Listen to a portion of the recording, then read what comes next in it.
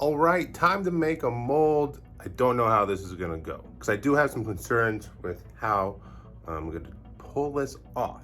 But let me show you what I mean. So I sculpted this dude on top of this flimsy table, which is kind of bowing in the middle. If I mold it on this table, it's probably going to collapse because of all the weight from the mold and the clay. Another thing is, I did do some experimenting with spray paint to see if that would help coat it and create kind of like a seal for the clay. I used spray paint a while ago for another prop, and the plaster ended up soaking the spray paint in, and then it ruined the whole sculpt and the mold. So I tested it again, same spray paint, and it did work. I made sure to wait 24 hours, a little bit over 24 hours for the paint to actually, cure and everything. Then I did a test mold and it peeled out perfectly.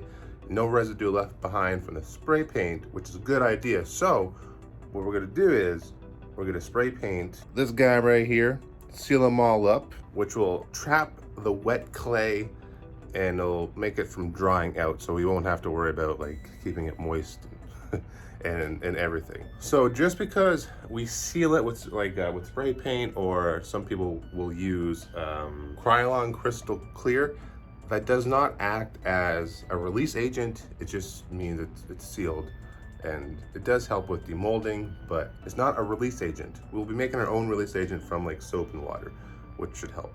But I gotta figure out how I'm gonna spray paint this dude because I gotta drag it to the garage. So I gotta figure that out and then seal it all up, and then we can start the molding. So let's begin the molding. Let me show you what I've done so far, because there's some things I had to do off camera. Let me show you. I had to move him down to the floor, which was no easy task, so I just kind of shimmied him onto this piece of wood, lifted him off the table and put him on the floor, spray painted him and let that cure for 24 to 48 hours just to make sure. And then we built this mold wall going all up and around with some keys so that the mold will lock in place. And then here we got a mix of 1 teaspoon of just regular dish soap, and then a cup of warm water. That'll be a release agent, which we're gonna brush on to this guy. And excuse the floor, it's kind of nasty. I've had many accidents, but it's old carpet and we're gonna tear it up at some point anyway, so I don't care about it. But yeah, we're gonna put that mold release on and then we'll start with the plaster. So we're just gonna dip the brush in here, get a good amount. Make sure you don't want it to suds up. And then we're gonna brush a coat on and let it dry for 5 minutes or so. So we're just kind of doing this.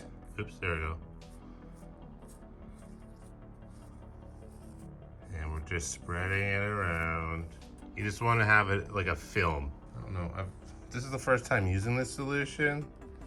You can also buy it, but I think we're doing it right. We don't want to we're trying not to suds it up, you know. This is just a precaution. It is gloss finish with the spray paint, so you can just spray paint it with a gloss and then the mold will pop off. Sometimes it can be a little bit harder, but with a mold release, and it just makes it so much easier. Not only will this help release the mold, but it's gonna help the hydrocal or the plaster, or if you're using UltraCal 30, this will also work. It'll help so that the plaster doesn't run off, because sometimes it has a tendency to like bead up and just kind of like drip off in like little like beads. And then you really have to like work it in there in order for it to stick. So with this solution, it'll help the plaster, we'll just call it plaster, to help adhere and grab, and it won't run off, and then we can have an easier time building it up. And that is what we're gonna do right now. Okay, time to mix up some hydrocal. So hydrocal is the highest plaster you can get. Got some water here. I'm not sure how much water. You just have to kind of guesstimate how much you're gonna need for a project, and as you pour in the plaster, it will get more filled up because you're adding more things into the water. When you're adding in the plaster, make sure you sift it in. You want to go clockwise or in a circle, and make sure you try and get it even around the bucket there, right? Because you don't want to just pile up in one spot. Oh, it's not going to work out. And then you want to almost make it to the point where it starts to slowly get soaked into the water. And then when it's all done, you're going to have almost like a dry lake bed effect, like that. And then you're going to use your hand and mix it up like that, scoop it around. Or you can use a whisk, but careful with the whisk because it'll kick off faster if you mix it aggressively. So, and here we are painting it on. And that soapy release agent worked really well because it's not beating up or it's not running off. So, you know, it was pretty easy to build this up around, but things, oh gosh, guys, things go really wrong. You'll see, but you can see how it's getting thicker around the sculpt here, and I'm just trying to build it up. But this stuff, because I used the whisk, it is kicking off a lot faster. If I were to use my hand and gently, you know, mix it up, then I would have had more time to build it up. But this stuff, it just started kicking off like crazy, and I kind of panicked. But I tried my best, and enjoy the failure.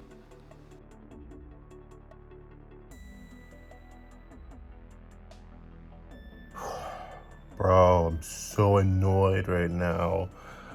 So I did the one side, the molding on the one side, okay? And, just let me show you. Oh, look at holes, air pockets. I don't know what it is. This happens to me all the time. It's so annoying. I followed every tutorial I've ever seen. I've done what they've done, but I keep getting air pockets, even like stippled on, even like using air or straw to blow it all into the detail, and then waiting for it to harden up a little bit, and then applying a thicker coat, and then the burlap, and then another coat, and it's only hydrocal, ultracal 30. I've had a lot easier time making a mold with that because you build it up in layers. You do one layer, let it rest, cure a bit, and build it up. With hydrocal, it's almost like you're against the clock. You gotta do it all in one go. That means like your beauty coat and the next layer, then the burlap, and then the finishing coat or whatever. And it's like you're on a time constraint. So maybe that's it. Or maybe I just switched to ultracal, you know? That might make it easier for me. But I gotta patch this up. We're gonna be using a little bit of a slurry there. And I packed in some clay in the areas to stop it from running wherever those holes lead to. So we're gonna reinforce it with the clay. It'll dry, become hard, and then we'll put the plaster over it and make it a little bit better. I'm keeping this key in there for now until it's all patched up. I hate molding so much. It's so annoying.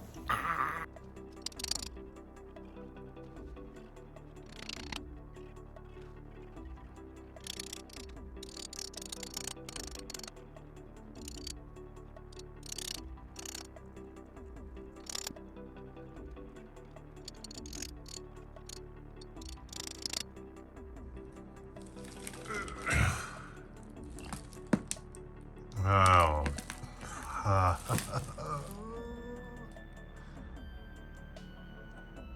Well, that's not gonna work. Oh gosh. I am crushed. So everywhere I put a key in order to lock the molds back together, they have completely just got destroyed.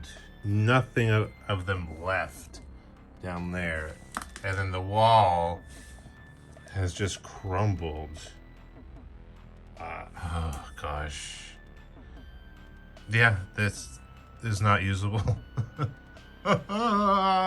So, as I was editing this video and going over the footage and then remembering some things of what I was doing, A few things worked out. Also, if you hear something in the background, that's just my 3D printer printing something off. A few things worked out. The spray paint actually worked. None of it, got soaked into the plaster. So the type of spray paint that I use, which is also a primer, spray paint and primer, is something that I can use in the future. And since it is like brown and darker, well, you can see where which areas you've missed when you're putting on the hydrocal, the plaster, which is really cool. One of the reasons I think it didn't work out so well, this mold, is because of how I mixed it. So it kicked off really quick. And if you're not familiar with that term, it just means that the plaster, it goes from like a runny, kind of like a milky liquid, and then it gets harder over time. And now, depending how you mix it, if you use your hand, it won't kick off as fast. Where if you use like a whisk or something like I did, I got in there and really whisked it up, that caused it to kick off a lot quicker. So I didn't have enough time to build up around the sculpture, specifically the wall, the clay wall, right? Because that's your flange. You want that to be extra strong, especially when you're trying to pry it open, or else it's just gonna crack on you. So my fault. I whisked it. It kicked off too fast. I couldn't get enough around the edges, and then when I was trying to put the burlap on, the plaster, the mixture was just getting too thick to really, get it into the burlap, and it was like manic. I was like in a manic state. It was like, ah! And then when I went to the back, it worked out better because I realized what I did wrong the first time, but it was too late by then. So now the mold and the sculpture completely destroyed, gone. Had to toss it. The heartbreaking, but I mean, it's all a learning process, especially for me at this point. And molding is one of the hardest things to get right. Hydrocal, it's a tricky little bugger. It's a tricky little bugger. All right, with UltraCal 30, which is more, I think, a cement, you build it up in layers. So you do one layer, you build up like a good thickness, and you let it kind of cure a little bit. All right, then you mix up another batch, which would be your burlap. So you're not like racing against the clock. You can kind of just like take your time with UltraCal. Then you put the burlap on, and then you let that sit. And then if you want to, you can put on another coat to cover that burlap up and make it stronger. HydroCal, get that. Once you mix it, you gotta go, right? You gotta put your coat on. You gotta keep building it up because it gets thicker and thicker over time, and it's just hard, man. It's really hard. And again, I've only watched tutorials. I've had no training. I haven't worked in a shop before or anything like that, so I've just been watching a lot of tutorials on how to do it. And it is not the first mold that has failed. I'm gonna miss the sculpt, but maybe I'll come back to it and resculpt it once I'm a little bit more better at molding, I guess. But it's just one of those things, man. Sometimes it works, sometimes it doesn't. But I think that is what went wrong. But it's okay. It's all learning. I'm a bit dead inside, but it's okay. Hopefully this video was very informative, educational for you guys. If you're definitely planning to, get into this kind of stuff, it's a lot of fun. It's very messy, and you will have times like this that you'll want to just, go into a very dark corner and cry yourself to sleep. If you enjoyed this video, be sure to like, leave a comment, and as always, I'll see you guys in the next video.